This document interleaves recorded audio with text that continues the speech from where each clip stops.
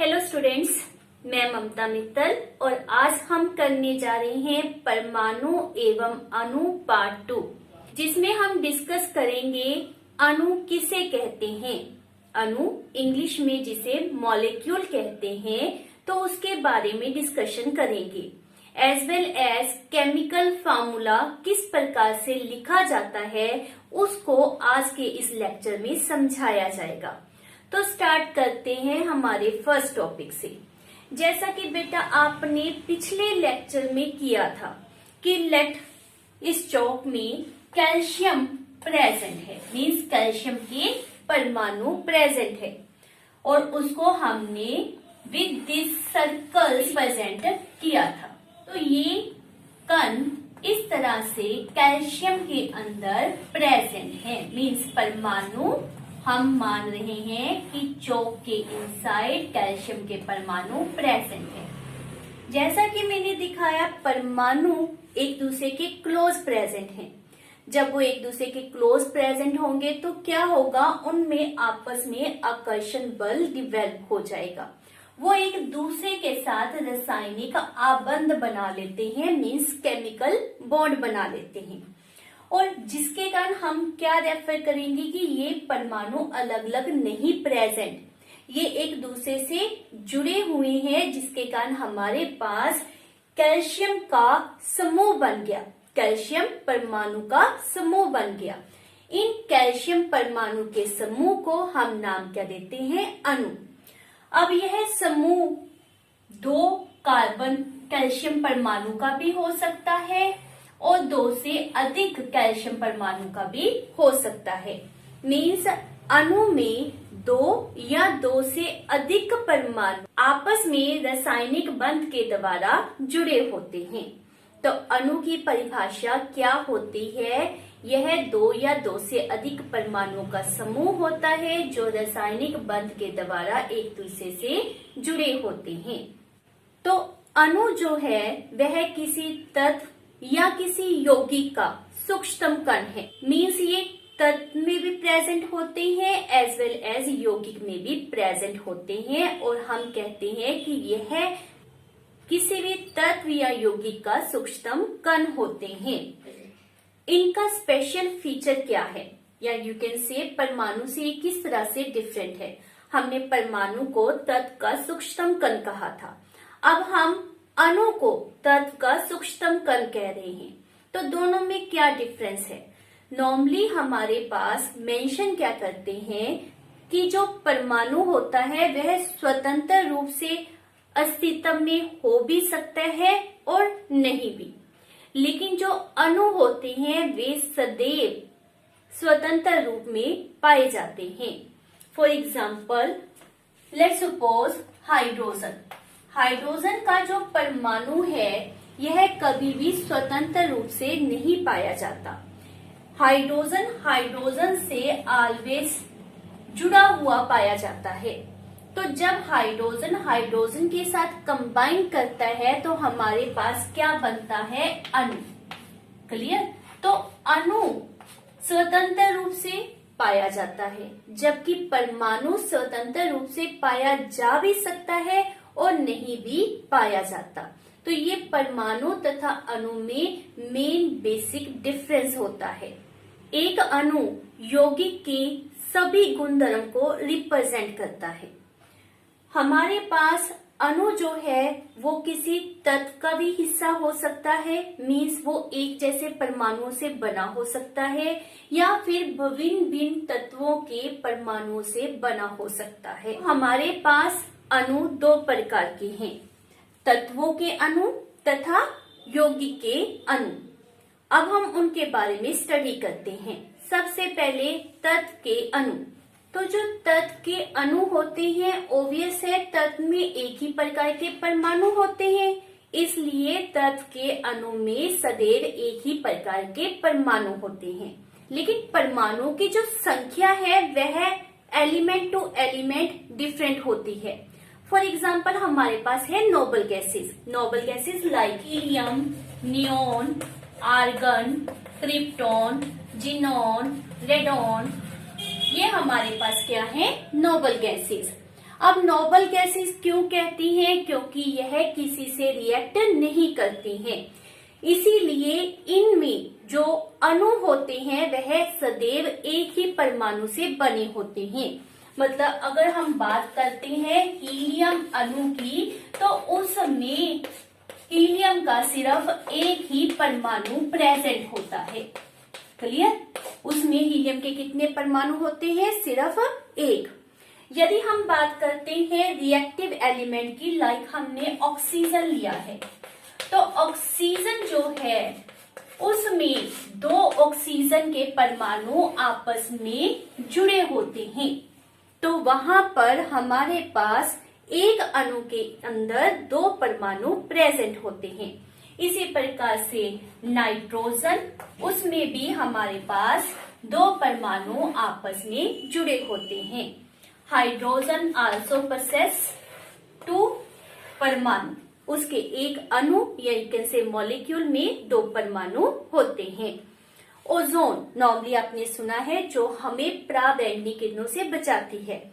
Ozone भी oxygen से ही बनी है, लेकिन उसमें ऑक्सीजन के 3 अणु होते हैं, इसीलिए हम उसे O3 का नाम देते हैं। एक अणु में प्रेजेंट परमाणुओं की संख्या को उसकी परमाणुकता कहा जाता है। तो अणु की परमाणुकता से क्या भाव होता है? एक अणु में प्रेजेंट परमाणुओं की कुल संख्या। यदि हम ओजोन के लिए रेफर करते हैं तो यहाँ पर हमारे पास परमाणुकता कितनी आएगी? 3। ऑक्सीजन में परमाणुकता 2 होती है और हीलियम में परमाणुकता 1 पाई जाती है। सल्फर, सल्फर जो होता है वह S8 में पाया जाता है। यदि किसी की परमाणुकता अधिक हो जाती है, मीन्स 2 या 2 से अधिक हो जाती है, तो हम उसे बहुपरमाणुक भी कहते हैं। तो सल्फर हमारे पास क्या है? बहुपरमाणुक। इसी प्रकार से जो फास्फोरस होता है, जिसे P सिंबल से हम रिप्रेजेंट करते हैं, वह P4 में पाया जाता है। तो यह भी बहुपरमाणुक है और आप इसे चतुर्परमाणुक भी कह सकते हैं। चतुर्परमाणुक मीन्स जिसकी परमाणुकता 4 होती है। ऑक्सीजन को द्विपरमाणुक कहते हैं। द्वि मीन्स जिसकी परमाणुकता 2 हो, जिसमें 2 परमाणु प्रेजेंट होते हैं। तो जो अभी हमने डिस्कस किए ये क्या थे? Non metal, like oxygen, helium, nitrogen, hydrogen, इनमें बहुत अधिक परमाणुकता पाई जाती है। सोडियम, कॉपर, एल्युमिनियम, ये सभी जो धातु हैं इनमें परमाणुकता कितनी होती है? 1। ये 1 परमाणुक होते हैं। तो ये तो थे तत्व में किस तरह से अणु प्रेजेंट होते, और मेन टर्म जो आपने माइंड में रखनी है कि तत्व में परमाणु की संख्या चाहे जितनी भी हो, लेकिन सिर्फ एक ही प्रकार के परमाणु पाए जाते हैं। जब हम यौगिक की बात करते हैं, यौगिक के लिए हमने अपने पिछले चैप्टर में भी पढ़ा था कि यौगिक क्या होते हैं? 2 या 2 से अधिक तत्वों के निश्चित अनुपात में जुड़ने से बनते हैं।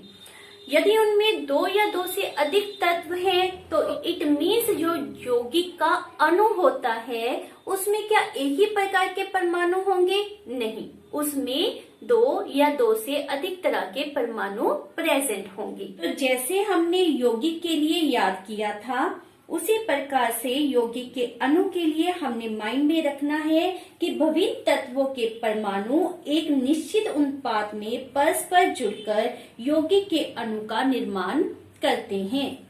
तो हमारे पास कुछ यौगिक के अणुओं के एग्जाम्पल्स हैं। For example water. तो वाटर में हमारे पास क्या होता है? H2O। इस अणु में 1:8 में हमारे पास हाइड्रोजन तथा ऑक्सीजन एक दूसरे से जुड़े होते हैं। यह अनुपात उनके द्रव्यमान का है। तो हमें किस तरह से पता चल सकता है कि इसमें संख्या कितनी प्रेजेंट है? मीन्स हाइड्रोजन 2 टाइम है और ऑक्सीजन 1 टाइम है। इस द्रव्यमान संख्या से हम किस प्रकार से पता कर सकते हैं? तो उसका सिंपल हमारे पास मेथड होता है। आपने एक तालिका बनानी है। उस तालिका में हमारे पास सबसे पहले हम लिख रहे हैं परमाणु का नाम, जैसे कि हमारे पास दो परमाणु दिए गए हैं, हाइड्रोजन तथा ऑक्सीजन। उनका अनुपात कितना दिया गया है, यहाँ पर हम उनके द्रव्यमान का अनुपात लिखेंगे, जो हमारे पास है 1 तथा ऑक्सीजन का है 8। क्लियर। अब हम रेफर कर रहे हैं उनकी द्रव्यमान संख्या। तो हाइड्रोजन की जो द्रव्यमान संख्या है वह भी हमारे पास क्या है 1, और ऑक्सीजन की द्रव्यमान संख्या कितनी होती है 16। क्लियर। ये हमने क्या रेफर किया है, उनके द्रव्यमान का अनुपात। क्लियर। और यहाँ पर हम क्या रिप्रेजेंट कर रहे हैं, उनकी द्रव्यमान संख्या। नेक्स्ट कॉलम में हम क्या रेफर कर रहे हैं, द्रव्यमान अनुपात बटा द्रव्यमान संख्या।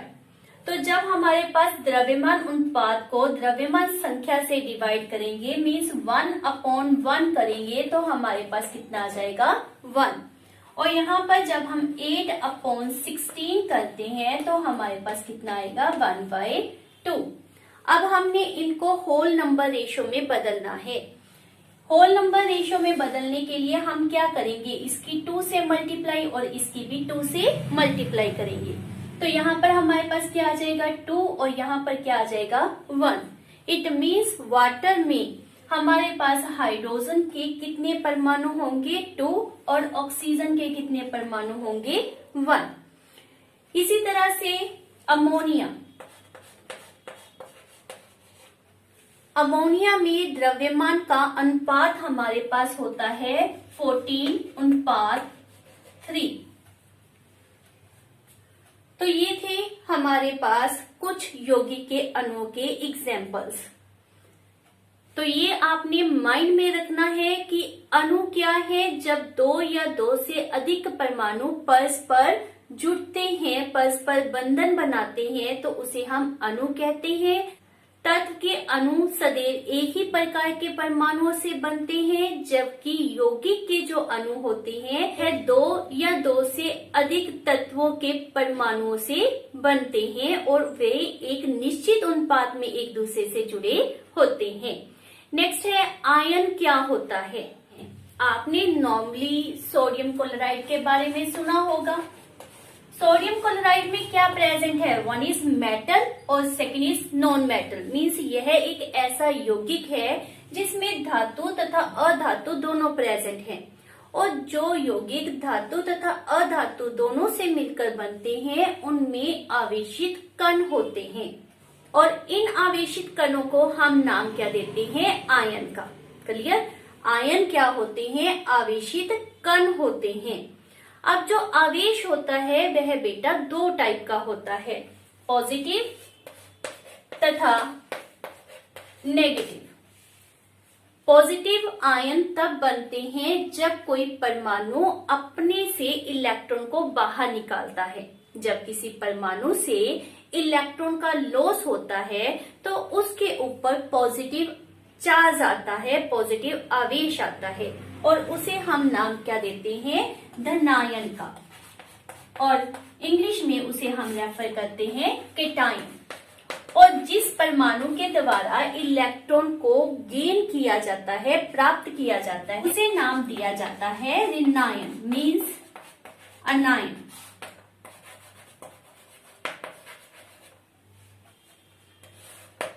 तो पॉजिटिव चार्ज केटायन के लिए और नेगेटिव चार्ज अनायन के लिए हम शब्द यूज करते हैं।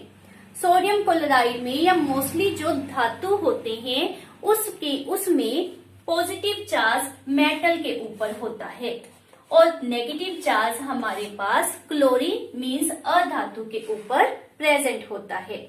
तो यहाँ सोडियम क्लोराइड में सोडियम हमारे पास केटायन है और क्लोरीन हमारे पास अनायन के रूप में प्रेजेंट है। कुछ परमाणु होते हैं जिनके ऊपर 1 पॉजिटिव चार्ज होता है, कुछ ऐसे हैं जिनके ऊपर 2 पॉजिटिव होता है, 3 पॉजिटिव होता है। कि मैग्नीशियम के ऊपर पॉजिटिव चार्ज कितना होता है 2, कॉपर उसके ऊपर भी 2 पॉजिटिव चार्ज होता है, आयरन इसके ऊपर 2 पॉजिटिव चार्ज होता है, एल्युमिनियम के ऊपर 3 पॉजिटिव चार्ज प्रेजेंट होता है, और कुछ ऐसे आयरन भी होते हैं जिनके ऊपर 3 पॉजिटिव चार्ज प्रेजेंट होता है। इन्हें हम आयरन 2 रोमन लैंग्वेज में ब्रैकेट में 2 से रिप्रेजेंट करते हैं और इसे रेफर किया जाता है आयरन 3। तो इनके ऊपर प्रेजेंट पॉजिटिव चार्ज को रिप्रेजेंट करने के लिए हम रोमन लैंग्वेज को ब्रैकेट में रिप्रेजेंट करते हैं। इसे आयरन 2 रेफर किया जाएगा और इसे आयरन 3 से रिप्रेजेंट किया जाता है। उसी प्रकार से जो नेगेटिवली चार्ज होते हैं, अधातु होते हैं, अनायंस होते हैं, उनके ऊपर भी -1, -2, -3 कोई भी चार्ज आ सकता है। फॉर एग्जाम्पल ऑक्सीजन के ऊपर नॉर्मली 2 नेगेटिव चार्ज प्रेजेंट होता है। इसी प्रकार से नाइट्राइट में नाइट्रोजन के ऊपर 3 नेगेटिव चार्ज प्रेजेंट होता है। तो हमें इनके ऊपर कौन से चार्ज प्रेजेंट हैं ये याद करनी है, तभी हम हमारा फर्दर जो टॉपिक है केमिकल फार्मूला उसको कर सकते हैं। तो हमेशा माइंड में रखें कि किस मेटल के ऊपर कितना पॉजिटिव चार्ज या किस नॉन मेटल के ऊपर कितना नेगेटिव चार्ज प्रेजेंट होता है। इसी प्रकार से परमाणुओं के समूह के ऊपर भी नेट नेगेटिव और पॉजिटिव चार्ज प्रेजेंट होता है। इन्हें हम बहुपरमाणुक आयन का नाम देते हैं। वेरी इंपॉर्टेंट, बहुपरमाणुक आयन मीन्स वह परमाणुओं का समूह जिनके ऊपर नेट चार्ज या यू कैन से आवेश प्रेजेंट होता है। फॉर एग्जाम्पल हमारे पास है PO4 फॉस्फेट आयन होता है और इसके ऊपर नेट आवेश कितना होता है -3। फेट के ऊपर नेट चार्ज प्रेजेंट होता है -2। इसको हम सल्फेट आयन कहते हैं। और एक हमारे पास होता है सल्फाइड आयन, उसके ऊपर भी हमारे पास -2 चार्ज प्रेजेंट होता है।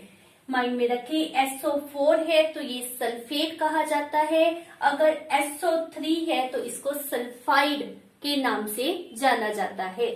कार्बोनेट CO3 इसके ऊपर 2 नेगेटिव चार्ज प्रेजेंट होता है। हाइड्रोक्साइड उसके ऊपर -1 चार्ज प्रेजेंट होता है। तो ये कुछ एग्जाम्पल है हमारे पास बहुपरमाणुक आयन की। हमारी NCERT की बुक में एक प्रॉपर टेबल दिया हुआ है जैसा कि आपको दिखाया गया है। इसको अच्छी तरह से आपने लर्न करना है कि कौन से एटम के ऊपर या फिर कौन से मॉलिक्यूल के ऊपर कितना चार्ज प्रेजेंट होता है। दी गई तालिका के द्वारा न केवल हमें उनके ऊपर प्रेजेंट आवेश का पता चलता है एज वेल एज हमें उनकी वैलेंसी या कह लो संयोजकता का भी पता चलता है। संयोजकता का मतलब होता है कि दिया गया एक परमाणु कितने परमाणुओं के साथ आबंध बना सकता है। फॉर एग्जाम्पल यदि हम रेफर करें कि हाइड्रोजन के ऊपर +1 है या फिर -1 रिप्रेजेंट किया गया है। हाइड्रोजन +1 और -1 दोनों ही तरह से पाया जाता है। मीन्स इसकी जो वैलेंसी है वह क्या है 1, वेदर पॉजिटिव और नेगेटिव। तो इट मीन्स क्या है कि यह एक आबंध बनाएगा, इसका सिर्फ एक ही बॉन्ड होगा। यदि हम मैग्नीशियम के ऊपर शो कर रहे हैं +2 तो इट मीन्स क्या है कि मैग्नीशियम 2 बॉन्ड बना सकता है। ऑक्सीजन के ऊपर हमने रिप्रेजेंट किया है -2 मीन्स ऑक्सीजन भी 2 बॉन्ड बनाएगा। नाइट्रोजन के ऊपर हम रिप्रेजेंट कर रहे हैं -3 मीन्स यह 3 बॉन्ड बना सकता है। इसे हम इसकी संयोजकता कहते हैं। तो संयोजकता का मीनिंग क्या होता है, दिए गए तत्व का परमाणु कितने अन्य परमाणुओं के साथ बॉन्डिंग कर सकता है। और इसी संयोजन शक्ति की अगर हमें नॉलेज है तभी हम मेंशन कर सकते हैं केमिकल फार्मूला। तो केमिकल फार्मूला क्या होता है, रासायनिक सूत्र या केमिकल फार्मूला का मीनिंग होता है किसी भी यौगिक को सरलतम रूप में उसके प्रतीकों मीन सिंबल्स के द्वारा लिखना। जैसे मान लेते हैं मैंने रेफर करना है कार्बन डाइऑक्साइड, तो मुझे इस प्रकार से कार्बन डाई ऑक्साइड मेंशन करना होगा, जो कि मेरे लिए इतना लेंथी लिखना थोड़ा सा टफ है। और यदि मैं इनके सिंबल्स को यूज करती हूँ, लेड कार्बन के लिए C, डाई के लिए 2, ऑक्साइड के लिए ऑक्सीजन, तो ये हमने सिंबल्स की हेल्प के द्वारा कार्बन डाइऑक्साइड को बहुत ही सरल रूप में मेंशन किया है। तो दिस इज व्हाट रासायनिक सूत्र, केमिकल फार्मूला। तो केमिकल फार्मूला क्या होता है? किसी भी यौगिक को उसके प्रतीकों के द्वारा लिखना। इसको लिखने के लिए हमें मेन 2 चीजें चाहिए। एक, किसी भी परमाणु के लिए कौन सा सिंबल यूज किया जाता है, और दूसरी उनकी संयोजकता क्या है, मीन्स कार्बन कितने ऑक्सीजन से बॉन्ड बना सकता है या फिर ऑक्सीजन कितने कार्बन से बॉन्डिंग कर सकता है। तो किसी भी यौगिक का रासायनिक सूत्र लिखने के लिए हमें उसमें प्रेजेंट परमाणुओं के प्रतीक तथा उनकी संयोजकता की नॉलेज होनी कंपल्सरी है, तभी हम उनके रासायनिक सूत्र को मेंशन कर सकते हैं। तो इसको समझने के लिए हमारे पास बहुत ही सिंपल सी एग्जांपल है। आप सबने ऑक्टोपस को देखा होगा। ऑक्टोपस की कितनी भुजाएं होती हैं? 8 भुजाएं। और ह्यूमन बीइंग की कितनी भुजाएं होती हैं? 2। तो यदि हम चेक करें कि एक ऑक्टोपस की भुजा के द्वारा मनुष्य की एक भुजा को पकड़ा जाता है, तो एक ऑक्टोपस कितने मनुष्य को पकड़ सकता है? ऑब्वियस है, अगर हम रेफर करें कि ऑक्टोपस की 1, 2, 3, 4, 5, 6, 7, 8 भुजाएं हैं, तो ये 2 मनुष्य के लिए, ये अलग मनुष्य के लिए, ये नेक्स्ट और ये नेक्स्ट। तो हमारे पास एक ऑक्टोपस, जिसको मैं O से रिप्रेजेंट कर रही हूँ, 4 human being means H human being को पकड़ सकते हैं। तो यह हमारे पास इनकी केमिकल बॉन्डिंग के द्वारा बना हुआ केमिकल फार्मूला है। तो इस केमिकल फार्मूले में जो हमने यह पदांक रेफर किया है 4, वो क्या रिप्रेजेंट करता है कि एक ऑक्टोपस 4 ह्यूमन बीइंग के साथ बॉन्डिंग कर सकता है, उनको पकड़ सकता है। और यही केस होता है हमारे केमिकल फार्मूला में। हमने केमिकल फार्मूले के द्वारा रिप्रेजेंट करना होता है कि एक कार्बन कितने ऑक्सीजन से जुड़ा है, एक हाइड्रोजन कितनी ऑक्सीजन से जुड़ा है, एक मैग्नीशियम कितनी हाइड्रोजन या ऑक्सीजन से जुड़ा हुआ है। तो अब इनको किस तरह से लिखना है, उसके कुछ नियम होते हैं। अब हम उनको स्टडी करते हैं। हमारा फर्स्ट नियम है आयन की संयोजकता अथवा आवेश संतुलित होना चाहिए। तो हम जब भी कोई केमिकल फार्मूला लिखेंगे तो उसके ऊपर ना तो हम कोई नेट पॉजिटिव चार्ज रेफर करेंगे और ना ही नेट नेगेटिव चार्ज। मीन्स यदि आपके पास जितना इसके ऊपर पॉजिटिव चार्ज है वो इस नेगेटिव चार्ज के द्वारा बैलेंस होना चाहिए। तो यह केमिकल फार्मूला बनाते समय हमने ध्यान देना है।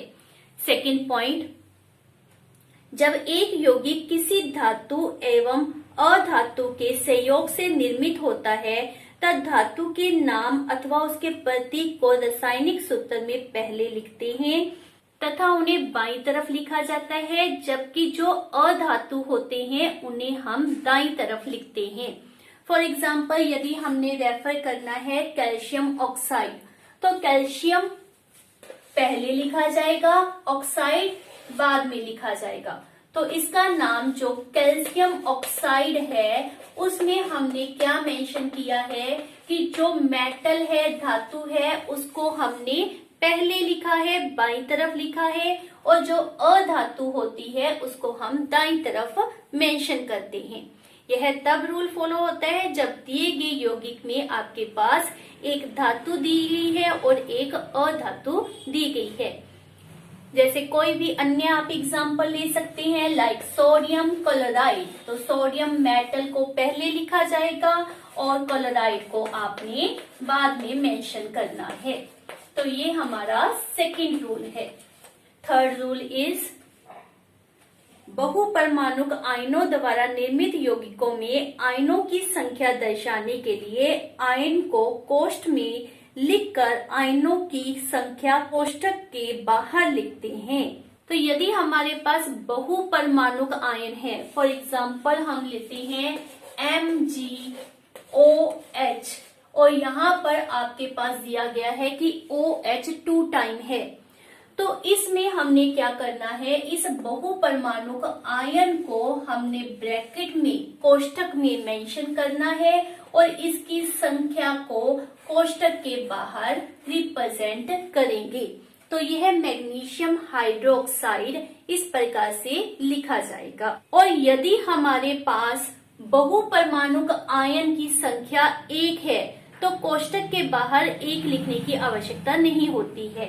For example NaOH। अब OH सोडियम हाइड्रोक्साइड यह हमने मेंशन किया है। अब जो हाइड्रोक्साइड जो हमारा बहुपरमाणुक आयन है उसकी संख्या 1 है, तो यहाँ पर न तो हम कोष्ठक यूज करेंगे और ना ही उसके बाहर हम 1 लिखेंगे। तो ये कुछ सिंपल से रूल हैं जिनका हमने ध्यान रखना है जब भी हम कोई केमिकल फार्मूला लिखेंगे। अब हम सीखेंगे किस प्रकार से हमने सूत्र को बनाना है।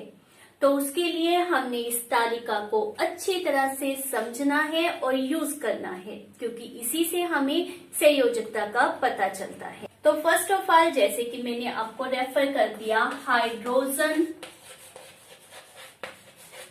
क्लोराइड, इसके केमिकल फार्मूले को मेंशन करना है। तो किस तरह से हम करेंगे, सबसे पहले हाइड्रोजन का प्रतीक हमारे लिए क्या होता है, H। क्लोराइड का प्रतीक क्या होता है, Cl।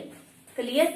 अब हमने हमारी तालिका से देखना है कि हाइड्रोजन के ऊपर और क्लोरीन के ऊपर कौन से आवेश प्रेजेंट है, उनकी संयोजकता कितनी होती है। तो तालिका में हमारे पास क्या दिया गया है कि हाइड्रोजन की संयोजकता भी 1 होती है और क्लोरीन की भी 1 होती है। यहाँ पर प्लस और माइनस के आवेश को रिप्रेजेंट करने की आवश्यकता नहीं होती, क्योंकि हम सिर्फ संयोजकता मेंशन कर रहे हैं, प्लस और माइनस आवेश नहीं शो करेंगे। तो इन दोनों की हमारे पास संयोजकता कितनी है, 1। तो हम इनकी संयोजकता को मेंशन कर देंगे। और सूत्र लिखने के लिए हम किस तरह से रिप्रेजेंट करेंगे, with the help of cross. तो इसको हम हाइड्रोजन के पदांक के रूप में यूज करेंगे और इसको क्लोरीन के पदांक के रूप में यूज करेंगे। और जैसा कि हमने नियम में पढ़ा, अगर किसी की संयोजकता 1 हो तो उसको लिखने की आवश्यकता नहीं होती है। तो इसका हमारे पास सूत्र क्या आ जाएगा, HCl। क्लियर। नेक्स्ट है हमारे पास लेट दिया गया है हाइड्रोजन सल्फाइड। अब हाइड्रोजन सल्फाइड में हमारे पास हाइड्रोजन के लिए प्रतीक क्या होगा, H, और सल्फाइड के लिए क्या होगा, S। तालिका के अनुसार इसकी संयोजकता हमारे पास 1 होती है और सल्फर की संयोजकता कितनी होती है, 2। नेक्स्ट आपने क्रॉस प्लॉट करना है और 2H के पदांक के रूप में यूज करेंगे, मतलब उसके पैर में लिखा जाएगा, और सल्फर के लिए 1 जिसको हम नहीं लिखेंगे, है हमारे पास हाइड्रोजन सल्फाइड के लिए सूत्र आ जाएगा। नेक्स्ट है, लेट्स सपोज हमारे पास दिया गया है कार्बन टेट्रा क्लोराइड। जब हमने इसके लिए सूत्र मेंशन करना है तो हम क्या रेफर करेंगे, कार्बन, और क्लोराइड के लिए Cl। यह हमारे पास प्रतीक होंगे। कार्बन के लिए संयोजकता 4 होती है और क्लोरीन के लिए संयोजकता 1 होती है।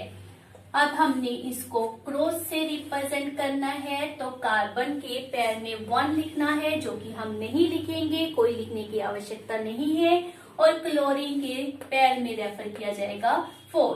तो यह कार्बन टेट्राक्लोराइड का रासायनिक सूत्र आएगा। ये थे कुछ रासायनिक सूत्र जिनमें हमारे पास दी के दोनों प्रतीक अधातु थे। तो इनमें हमने प्लस और माइनस के साइन को या आवेश को यूज नहीं करना है। जब हमारे पास एक धातु और एक अधातु के द्वारा यौगिक तैयार होता है तो हमने हमारे सेकंड रूल को फॉलो करना है। और सेकंड रूल हमारे पास क्या कहता था कि ओवरऑल नेट चार्ज जो होगा वो 0 होना चाहिए। मींस आपका जो मॉलिक्यूल तैयार होगा वह उदासीन होना चाहिए, वह न्यूट्रल होना चाहिए। जितना पॉजिटिव चार्ज है that should be equal to that of negative charge. For example हमने मेंशन करना है मैग्नीशियम क्लोराइड को। तो मैग्नीशियम क्लोराइड में हमारे पास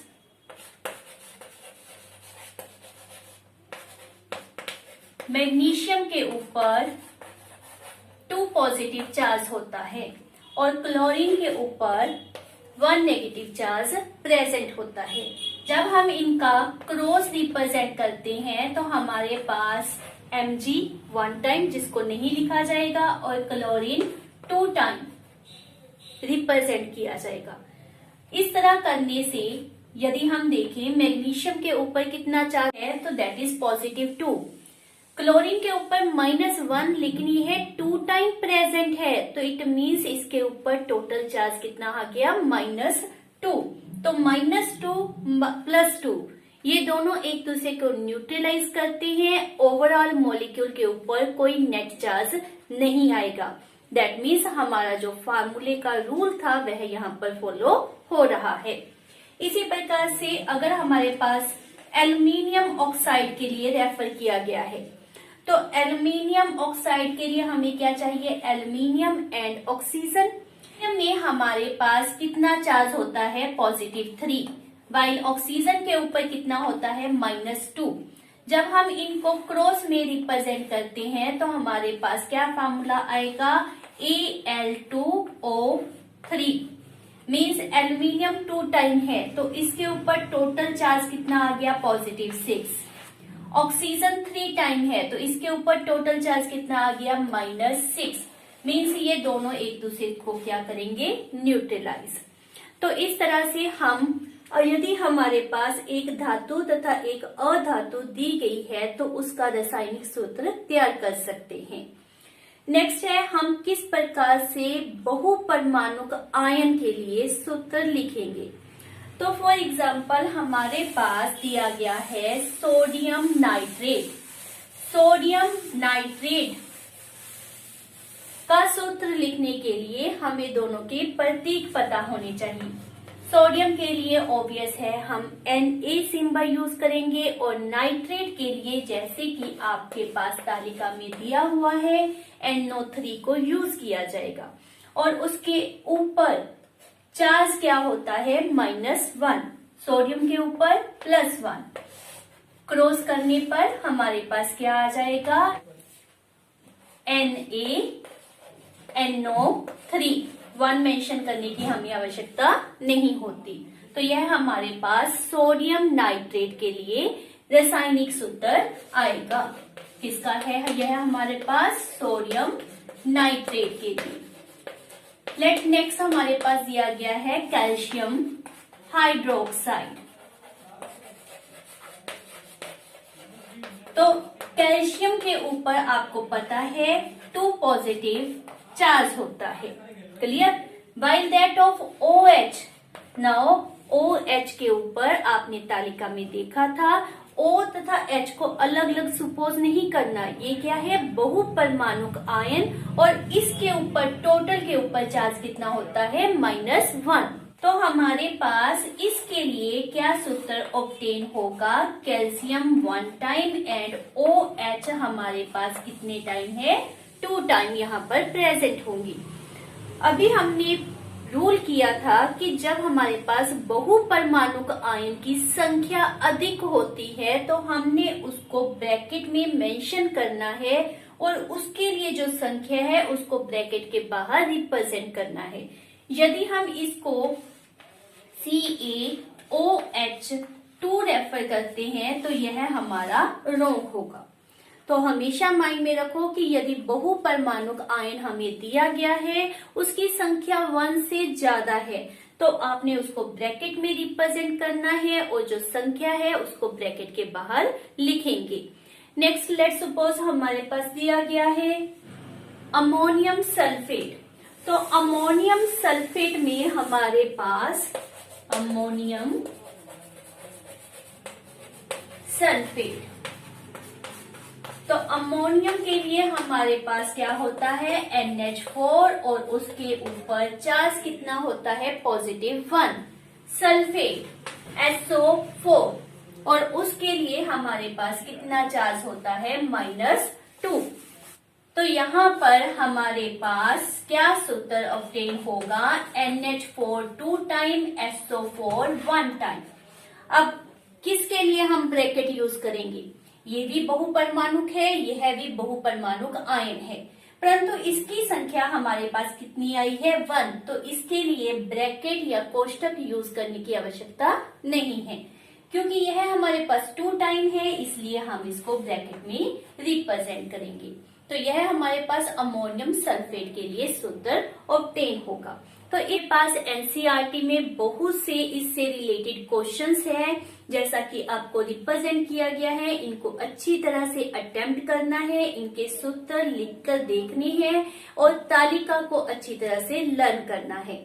तो आज हमने क्या क्या सीखा है कि हमारे पास मॉलिक्यूल की क्या परिभाषा होती है, आयन किसे कहते हैं, एंड वेरी इंपॉर्टेंट कि रासायनिक सूत्र को कैसे लिखा जाता है। उसकी हमने अ नंबर ऑफ एग्जांपल्स यहाँ पर स्टडी की है। रिमेनिंग आपने प्रैक्टिस जरूर करके देखनी है। Thank you for watching my video.